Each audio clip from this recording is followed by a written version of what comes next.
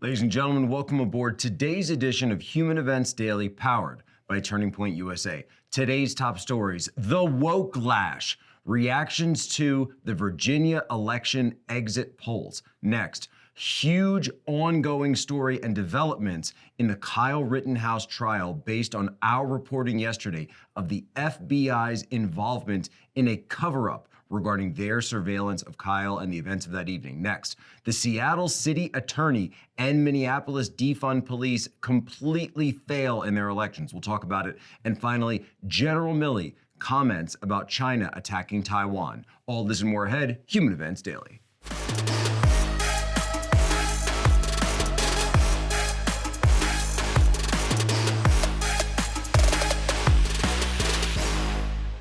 Last night, the citizens of Virginia, New Jersey, and several other states delivered what appears to be, what many people are now calling, a woke lash to the policies of the left and really the policies of the leftist administration that we have here in the United States. Listen to the absolute meltdown on cable news. I think we know the answer to some of this. I watched Glenn Youngkin's interviews on Fox News, and he did nothing that he did not.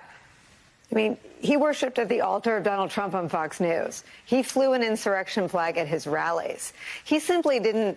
He played dumb about a Zoom rally. He did not really put much distance between himself and Donald Trump on the big lie or the deadly insurrection in which police officers were maimed by flagpoles. So I think that the real ominous thing is that critical race theory, which isn't real, turned the suburbs 15 points to the Trump insurrection-endorsed Republican. What do Democrats do about that? Wherever you look, it looks like these college-educated suburban white voters who Democrats thought were breaking their way, you know, they rallied back around critical race theory. And again, you know, for me, critical race theory, Joy, is just the most recent, more eloquent iteration of the Southern strategy, right? Whether it be crosstown busing, whether it be the welfare queen, whether it be defund the police. This original sin of America keeps evolving, and critical race theory is the most latest and most eloquent, quite frankly, iteration of the Southern strategy, in a way, quite frankly, to tribalize an election, to tribalize an electorate in a way to drive up the white vote. There are some variables that are moving in the right direction at this point. And the exit polls showed that which was interesting, that the coronavirus, or that the virus, was a very low non-importance to many of the voters there. It was education, right, which is code for white parents don't like the idea of teaching about race. And I mean, unfortunately, race is just the most palpable tool in the toolkit. It used to be of the Democratic Party back in the day when there were Dixiecrats, and now of the Republican Party. It just is powerful. So you understand what's going on there. There's two things, there's really two strata that's going on, and they are terrified, absolutely terrified, of the fact that they have been exposed for pushing critical race theory, for putting this on the map, for putting it into our schools. And this is actually something, for all the thanks and the accolades, you know, over Virginia, I think that one person that really needs to be thanked is Anthony Fauci. Right? Anthony Fauci, what does this have to do? Well, number one, we know that Fauci was involved in the funding of gain-of-function experiments in the Wuhan lab, COVID-19. But then after COVID-19 takes off, what did Fauci push for? The lockdowns. The lockdowns meant what? For schools, Zoom classrooms. What did Zoom classrooms expose? What was going on in the classrooms? Critical race theory. So for people like Chris Rufo, for investigative journalists like Luke Rosiak, they were then able to prove what was going on, what they were talking about in their journalism, and what was happening in our schools. This new theology, right? And it really is. Critical race theory is a religion. I would actually consider it a pagan religion. I would actually consider it a pagan religion, a form of worship, maybe a disorganized religion, right?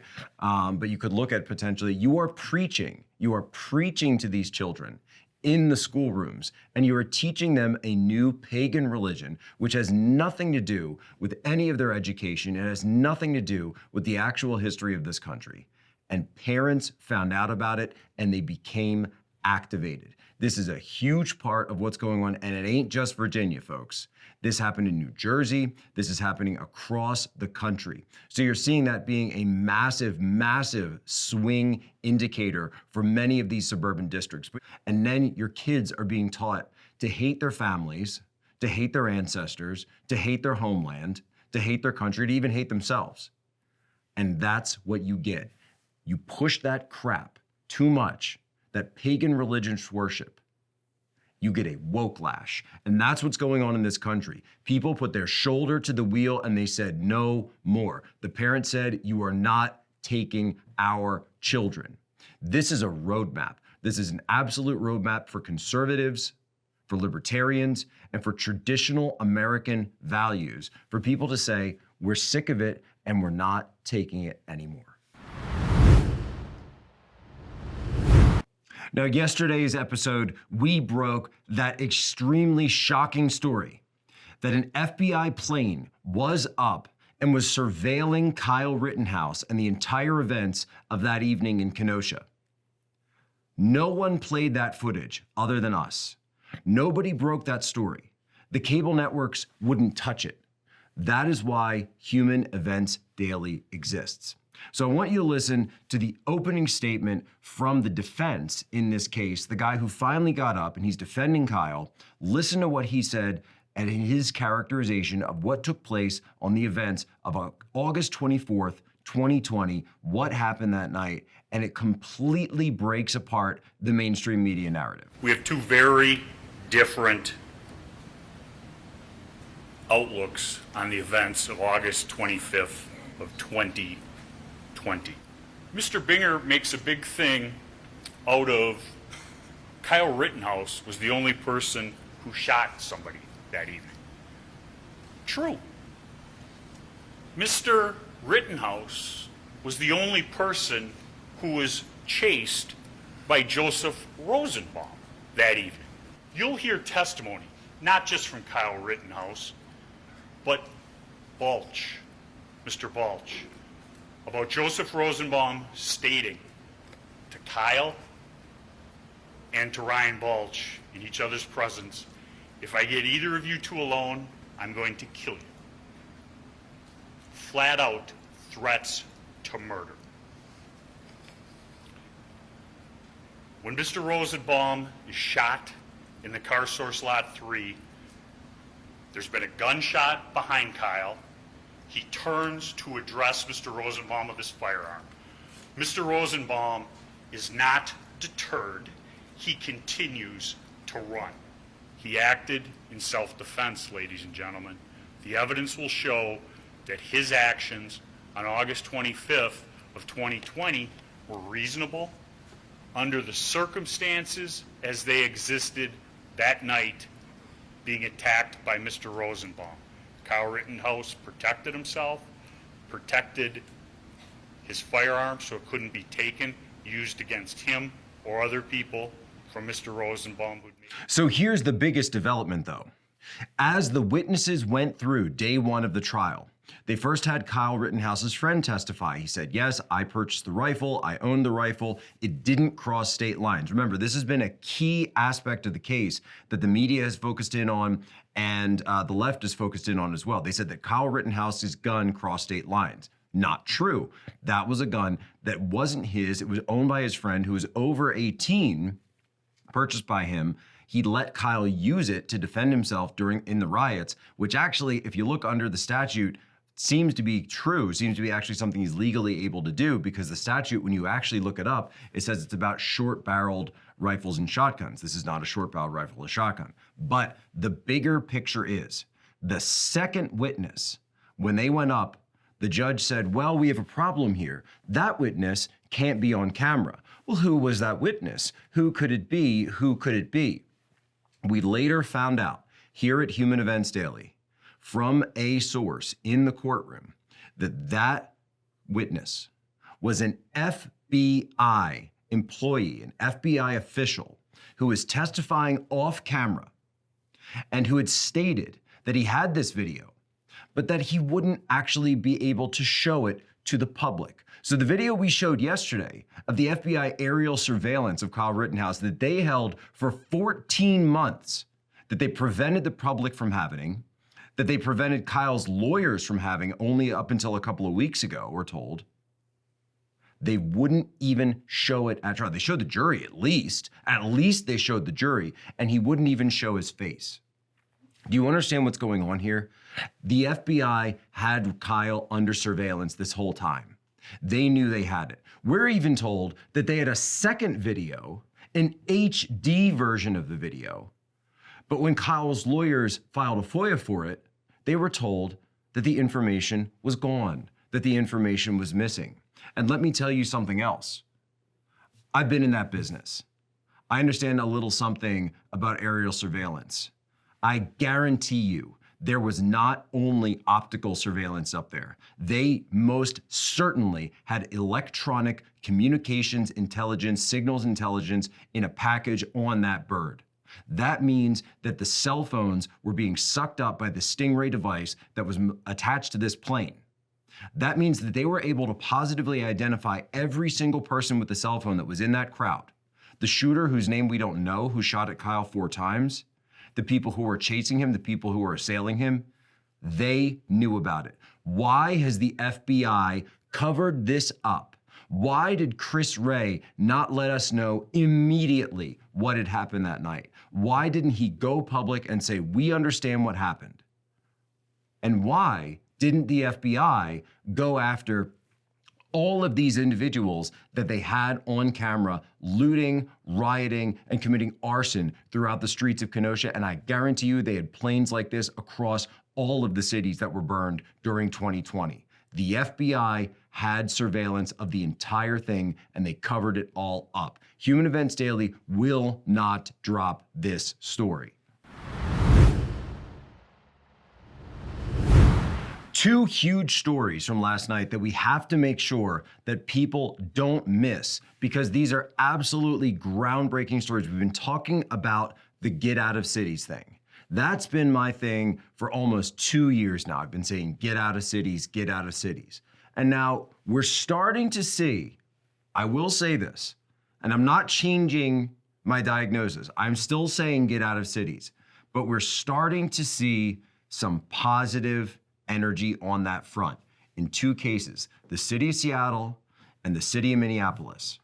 In Seattle, Ann Davison, a Republican, led police abolitionist Nicole Thomas Kennedy in Seattle city attorney race. What does it mean?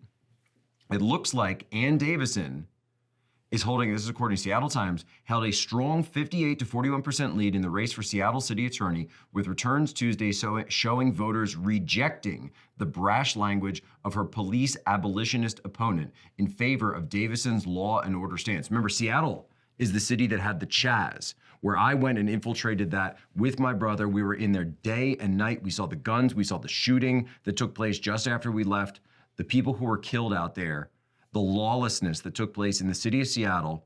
And now they have someone who was just elected on a law and order platform citywide to that city attorney's office. So that, I gotta say, a very interesting situation. As well, listen to what just happened. We have a clip of this. Listen to what happened in Minneapolis overnight. Voters in Minneapolis rejected a ballot measure to replace the city's police department there. The move to overhaul policing in Minneapolis came after the murder of George Floyd in 2020. Question 2 on the ballot was to replace the department with a Department of Public Safety instead, where mental health specialists would actually be working on the force. And 56% said no, 44% voting yes. Kelsey Kernstein is live in Minneapolis with more on these results. Kelsey? Well, Adrian, a historic voter turnout, but I can tell you this, we're in a park. I just asked a resident, is he happy with the results, upset with the results? He said it shows that he thinks that Minneapolis is closer to sanity. He also said, look, we know there needs to be police reform. But yes, the voters spoke. 56% said no to the referendum. They said no to replacing the Minneapolis Police Department. 44% said yes. That group that got it on the ballot, this referendum, this coalition, yes for Minneapolis, they got 20,000 20,000 signatures to get that coalition on the ballot.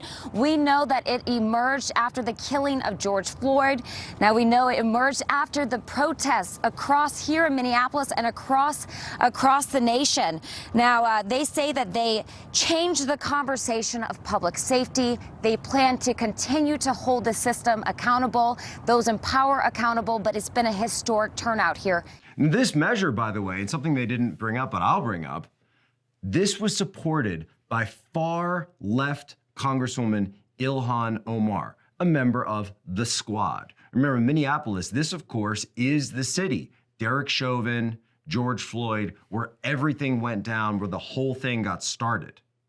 And they voted against it by 57% of Minneapolis voters said they don't want this.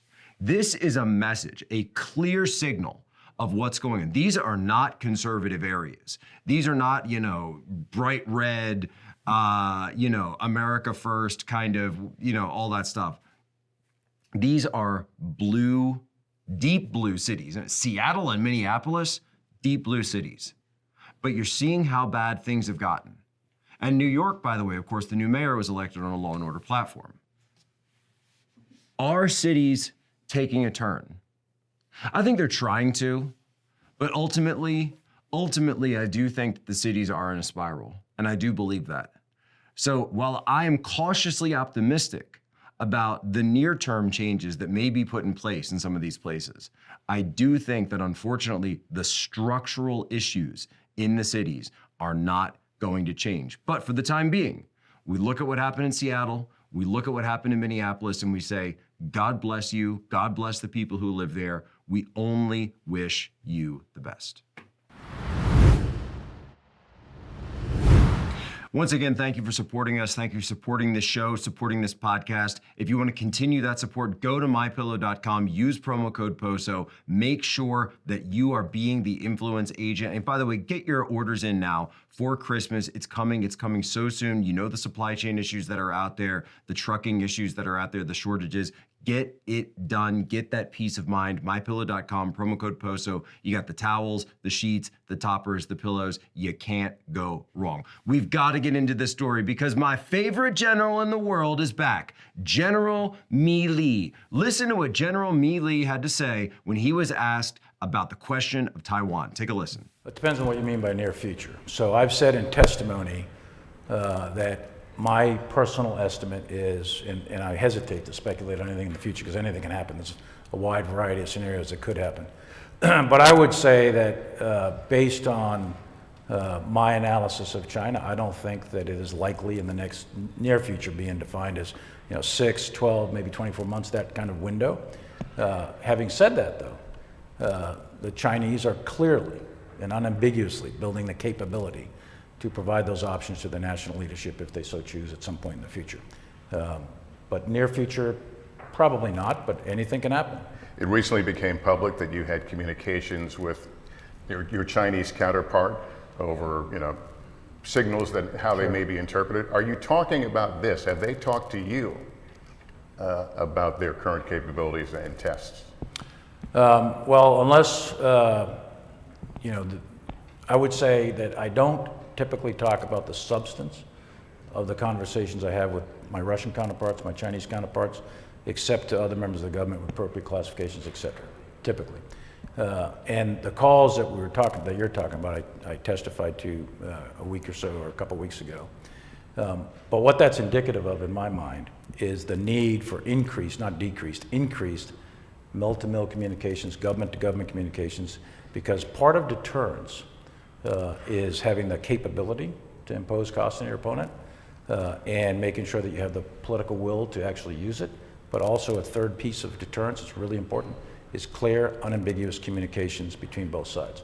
As long as they're coordinated and as long as the various parts of the government are involved in that, it's very important. So I think those calls, and I've made many calls to counterparts around the world as part of my job, I think those calls are indicative of something that we're going to have to reinforce, expand, and need more of as we go forward in the next 10, 20 years.